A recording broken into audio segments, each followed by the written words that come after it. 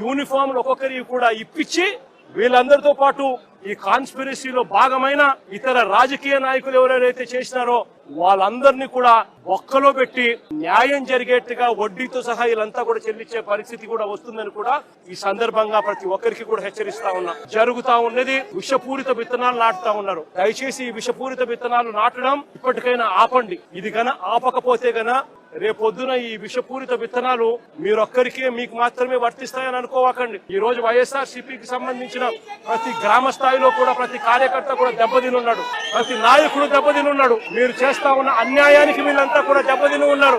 వీళ్ళంతా రేపొద్దున మా ప్రభుత్వం వచ్చినప్పుడు వీళ్ళంతా కూడా మీ విషపూరిత విత్తనాలు ఆ రోజు పెద్ద చెట్లు అయినప్పుడు వీళ్ళు గన స్పందించే తీరు స్పందిస్తున్నప్పుడు మీకేం జరుగుతుంది అని కూడా ఆలోచన చేసుకోమని చెప్పి చంద్రబాబు నాయుడు గారిని గట్టిగా హెచ్చరిస్తా ఉన్నా. ఇప్పటికైనా బుద్ధి జ్ఞానం తెచ్చుకోండి. దేవుడు అంటే భయము భక్తి తెచ్చుకోండి. దేవుడు అంటే భయము భక్తితో బుద్ధి జ్ఞానంతో మంచి పరిపాలన ఇచ్చి ప్రజలకు మేలు చేసి వాళ్ళ గుండెల్లో స్థానం సంపాదించుకునే కార్యక్రమం చంద్రబాబు నాయుడు గారు చేయాలి.